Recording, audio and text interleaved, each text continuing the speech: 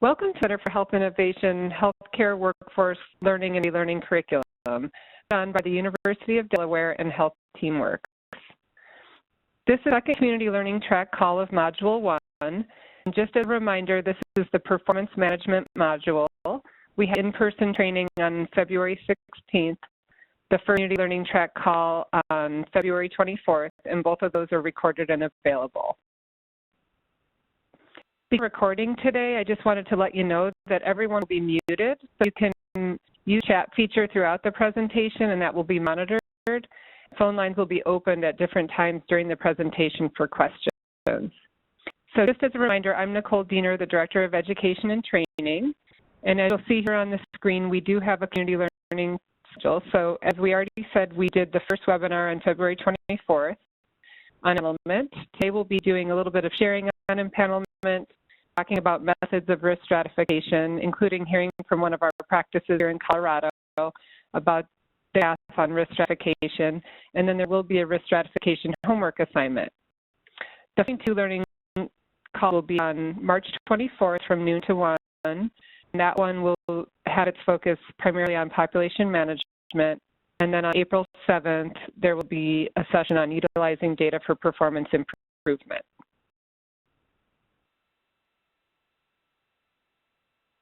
We're going to circle back a little bit to empanelment from our last discussion. As you might remember, there was a homework assignment, and that was to start along the empanelment track. So 1 to 3 were defining the area in the electronic health record to document the primary care physician, create, revise, or confirm your definition around an active patient, initiate a cleanup of your panel. If those steps were complete, you were going to move to steps 4 and 5, which were define a process to engage patients in identifying his or her provider, a panel manager, and an ongoing panel management process. And then finally, if all those steps were going to be complete, then it was going to be to try to identify risk-adjusted panel sizes for your practice. Given the low number of attendees today, I don't want to put pressure on the 2 that are attending to report out. So at the end, we will discuss this during the question time. So I have this for now. For now, we're going to move on to risk stratification. You might remember from the last webinar, and I wanted to bring it here in case you weren't able to attend that. Risk stratification is essentially an intentional, planned, and proactive process carried ideally at the practice level in order to be able to effectively target services to patients. Helps us to continue to move from a reactive single physician to a more proactive team of providers and staff to address the total health needs of the population. Essentially, the question that risk stratification tries to answer is, how do we keep our sickest patients from getting sicker? This last time, this is a diagram from Rocky Mountain Health Plans, our partner here in Colorado, who are running our comprehensive primary care practices, and essentially talk about 4 levels of data related to risk stratification. 1, administrative data like demographics, utilization, and diagnoses. Clinical data, so getting to a different level of understanding the severity of the illness and prescription usage. Clinical judgment, often providers know things about their patients that data can't show. For example, there may be a patient that looks very high risk from data mentioned before, but the provider knows they're getting a high level of support in the community and from other spouses and family members and don't need to be in a high-risk resource allocation strategy. So the provider input to risk stratification is important. Patient-reported data, so doing screenings with patients, doing assessments, and hearing from them in their own words what their supports are and what they need. We talked about this last time, and I know Lane from our practice will talk more about this, but essentially, if we're doing risk stratification well, we can identify our patients in different levels of risk, going from one end of the continuum with patients who have basically prevention needs without diagnosis codes, who are considered low risk. And in this case, we're really assessing workflow for basic outreach activities. So that might be a letter for a mammogram or a call to come in for a yearly visit or something like that. But those in sort of this green prevention category don't need a lot of high-level services. So into the yellow area, we're looking at patients who are risk for chronic condition or maybe have one or a couple of chronic conditions that are well managed. And in this case, we're really focusing on care coordination activities. That would include making sure we do pre-planning before they come in for the visit, make sure they get labs, follow up after the visit to make sure they follow through with referrals, essentially trying to prevent them from having risk to rising risk into our red category. So down here you can see this represents our highest risk patients, those with comorbidities, uncontrolled mental health and substance abuse issues, ED and hospitalizations, or multiple chronic conditions. This is where we really want to think about allocating our highest cost resources, those like behavioral health providers, care manager, and a high level of care management services. I wanted to pass the presentation over to our helpful person from one of our practices here in Colorado, and his name is Lane, and he's going to share with you his practice experience in Colorado in doing risk stratification. Okay, it's Nicole. Hi, I'm Maddox from Family Physicians of Greeley, in Colorado. We're a family practice of 7 providers, 4 locations. We've been doing practice transformation for over 4 years now. We started with the CPC program and are going on with CPC Plus. Risk stratification was one of the very first things we did, and it really is fundamental to the program, to exactly what we did in this year, but the benefits we've seen from it. The obvious one is the ability to identify patients you wouldn't otherwise spot,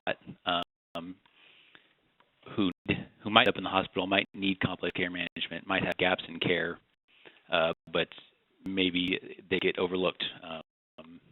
Patients the doctors see. A couple other benefits you might not think of are buying this list of high patients and create a panel for your managers right off the bat. It kickstarts your care management program and gets them working with, gets everybody involved right away. For example, the doctors that might not have bought in your practice, don't know what this is all about. All of a sudden, their manager that's trying to work with them and is on their team prior to waiting for any kind of referral, and that helps the carers to show what they can do and to get a few quick wins to get doctors on board. It speeds up buy-in, I think. Allows the practice to control the panel size. One early on was going to make the care managers see enough volume of patients. The doctors obviously have pressure to see a high volume and help a lot of people, but without a billing aspect, what's going to make our care managers see patients rather than maybe sit with a single patient all day long. This gives them a panel of people and ensures that they're at least covering a certain volume of people. And one thing it did for us also was helps divide work among care management staff. An example is we call all of our patients after they've been to the ER, but before we call, and this is done by medical assistants, but nurse care managers. Our medical assistants will, before calling these patients after they've been to the ER, check their risk level. And if they are in the higher tiers, then they'll often bump those over to the nurses because we know the call is not going to be real straightforward. It might take the expert nurse to handle, so we did it in that way too. This is our risk stratification algorithm that we came up with 4 years ago. This was developed. We looked at some studies about risk of patients. We also let the doctors in our committee and our medical director kind of pick things that they see as risk factors would be a clue that this person might end up being in the future. So the diabetes there on the top is worth 2 points. If they also have an A1C over 9, that's another 2 points. On the list, there's things that are worth 1 point or even 4 points. There are 18 things in this list. A patient, they each get scored on this algorithm, and some patients will end up with 0 of these things. Some will end up with some that score up to 16 now, I think.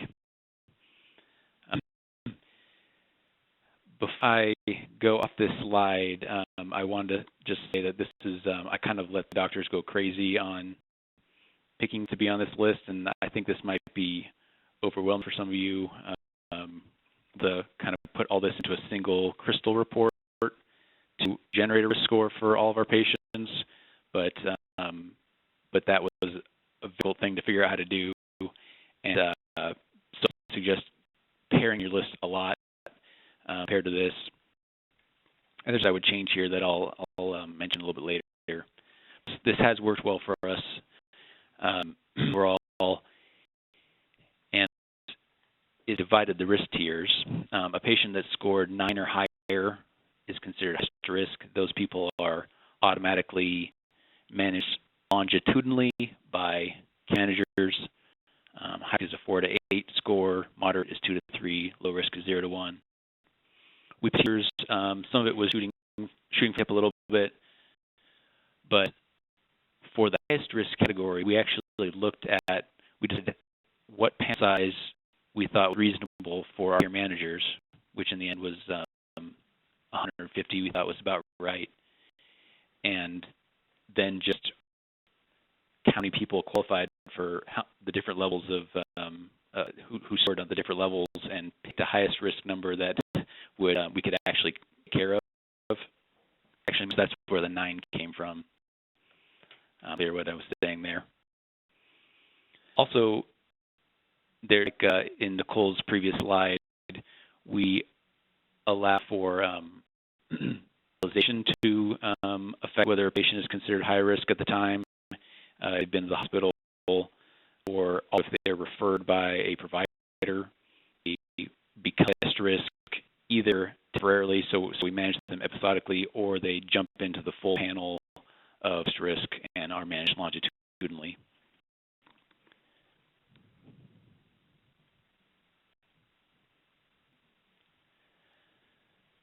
So, I did want to go through some tips, lessons learned, pick factors that might be overlooked. What I mean by that is something I would change about our algorithm is that things like dialysis in there and systolic blood pressure over 180.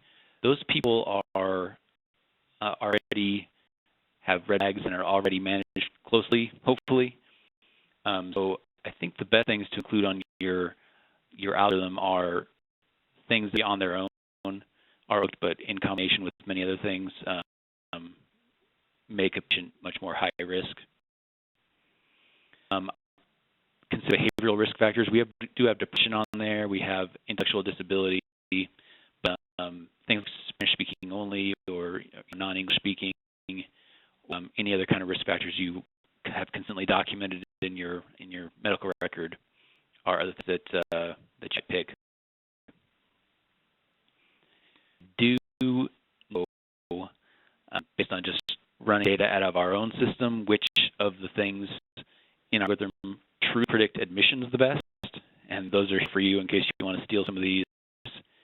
CHF is a big one, and heart attack, COPD, and P25. Those are really closely correlated with admissions. And another tier that's highly correlated is osteoporosis and fracture. Patients that have had fractures that are over 50, pick more than 6 medications, diabetes, and patients with more than 2 specialist referrals. If you those things that easily get those things out of your medical record, those would be some good things to add. And what we've learned is to choose wisely where to document your risk tiers. We initially had a diagnosis code, so we had a low risk, moderate risk, high risk, highest risk diagnosis code. And every time we encountered that patient, we would check what their risk score was and use that correct code. That really created a lot of problems for us with the reports that are available to us, because a patient might today it'd be highest risk, meaning scored a not say, but tomorrow they scored an 8, and so we would mark them as high risk. And so they're changing throughout the year, and then when it comes to reporting on these things, to say, okay, how many highest risk patients did you actually care manage this year? Well, who do we pick from that list? Is the patient that were highest risk the entire year, or highest risk today, or start of the year highest risk? It creates confusion. So what we've moved to, and what I would suggest, is finding a little field in your medical record to say patient is, and maybe that's annually or twice a year or quarterly, but not day to day as we potentially were. So think about when you're having to, I assume this group is having to report on some of these statistics, or at least you want to keep track internally of how you're caring for your highest risk patients. Find a way that's easy to report on, and that staff will be able to see that easily. If it's hidden somewhere, if it takes a lot of clicks to find it, you're just slowing down your processes.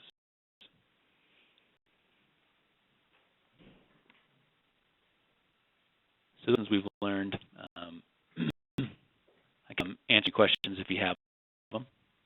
Great. So Sarah, if we could unmute the line. So it looks like we have about 5 attendees today, so we have a small group.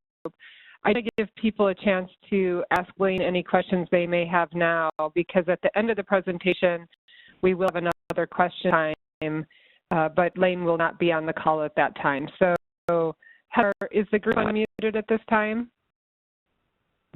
Yes. Distinguished by doubters. You cannot be put out by those naysayers who say God's not here. I'm question, or are we picking up background noise? I'm not hearing you very well. Was someone asking a question?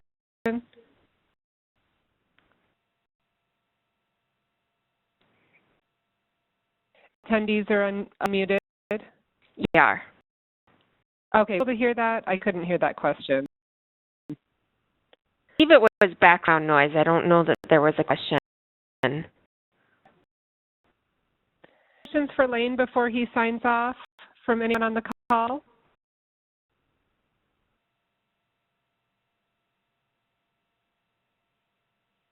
All right, thank you so much for your time. I really appreciate it, and I'll let you know if I get questions later. And there's no questions in the chat, correct, Heather? Oh, thank you so much, Lane, for sharing your experience. Bye-bye. Oh, I just wanted to circle through the rest of the presentation that we have for general risk stratification. So Lane shared their specific approach. As he mentioned, they have quite a few providers. They have care managers. I know that's not the same for all practices that may be participating in the training program. So different practice-based approaches to scoring risk stratification.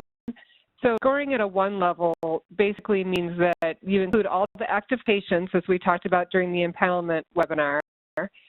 You have some of how many illnesses a person may have, so how many chronic conditions, but it doesn't include severity. So the pros of that is that you have all the active patients, it's pretty comprehensive, it has some definition of parameters, and it's not as costly. But the cons are that you might leave out the severity of conditions. So you might have a person with diabetes who has an A1C under 7, so they are well controlled versus an A1C over 12. So at a scoring level 1, you just have the number of chronic conditions. At a scoring 2, it includes the severity of illness. So again, it includes all active patients. It's comprehensive. It has defined parameters, and it's adjustable. But it can be cost and resource prohibitive to sort of try to organize your data to that extent of not only chronic condition, but the severity. The number of chronic illnesses, so you could do strictly the number of chronic illnesses. It uses data, and it's not as time intensive, but leaves out several data sources, and it may be difficult to define highest risk patients with just the number of chronic illnesses. It's just starting with what your providers know. So if you don't have many resources at all, and it's very difficult for you to do risk stratification, you could just ask a question to a provider like, who are you most worried that will be hospitalized in the next year, or who are you most worried about dying in the next year? And you start with those highest risk patients that providers identify. And that's a great starting point, and it's the least resource intensive. Of course, it's only a single data source, and it limits other risk categories, but it is a place to start. So with limited resources and limited time, asking your providers who they're most worried about is a good way to start identifying your highest risk patients. So this is a sample scoring of level 1, as have the condition or not, but it doesn't include the severity.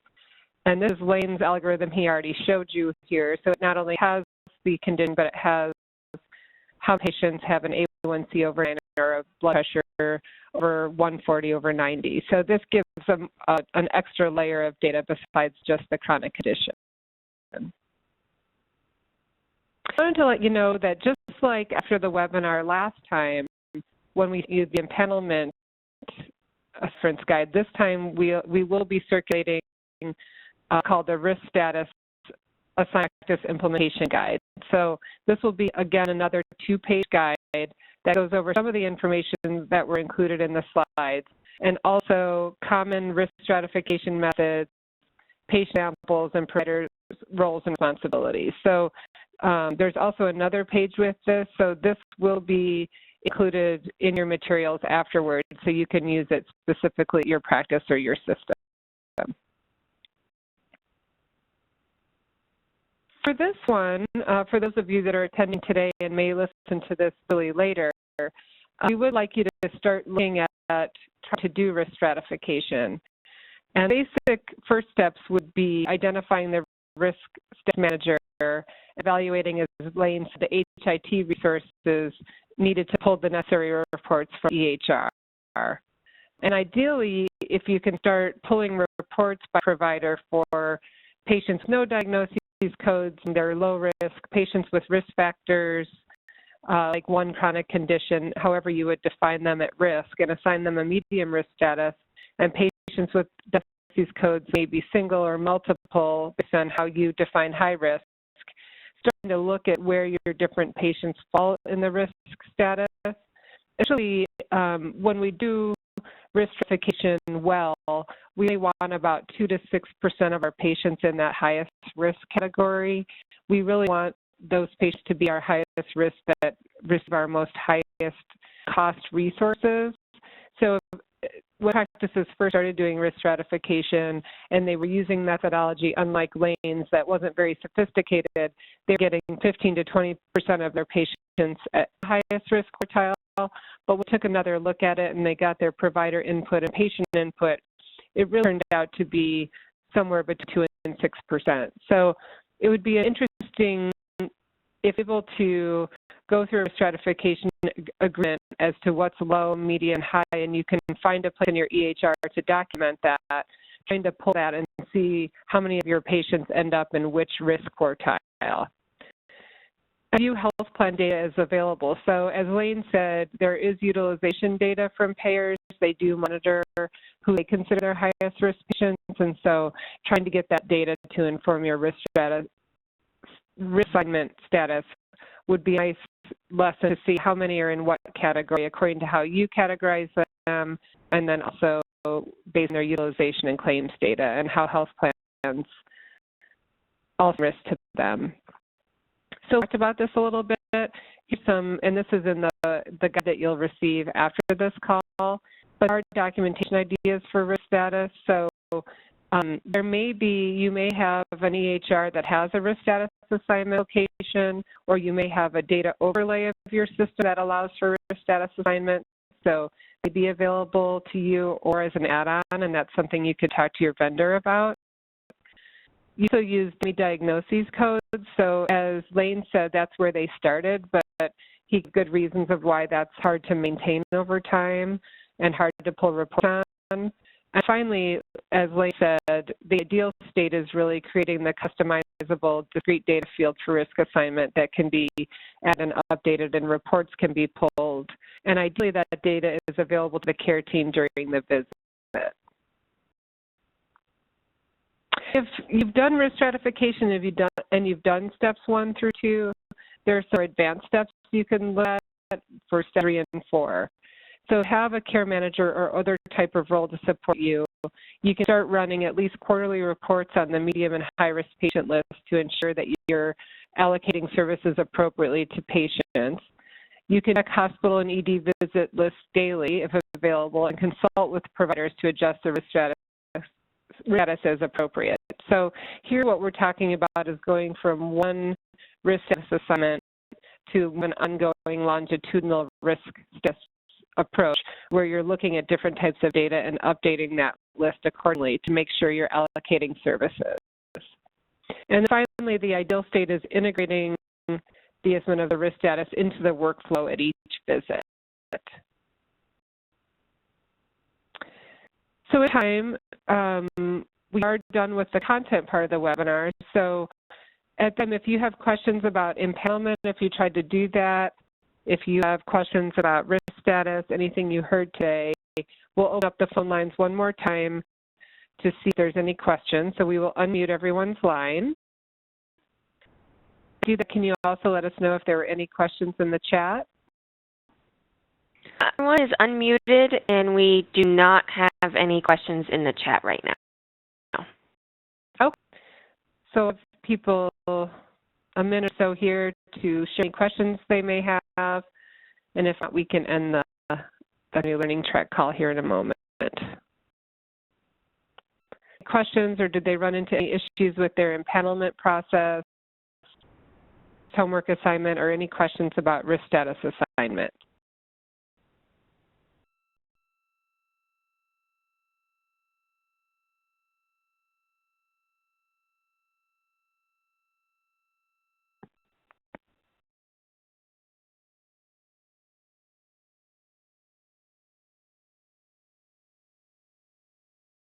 Okay, the final reminder, I want to call your attention to the upcoming dates. So on March 24th will be the next community learning track call from 12 to 1, and the final one for Module 1 will be April 7th from 12 to 1. Again, Module 2 will begin in May, and Module 2 is Population Health Management and Health IT Enablement. And work webinar for that module will be May 24th from 12 to 1. And the in-person training will be on June 7th. So please save in your calendars for those upcoming events. With that, we will close the webinar. Thank you.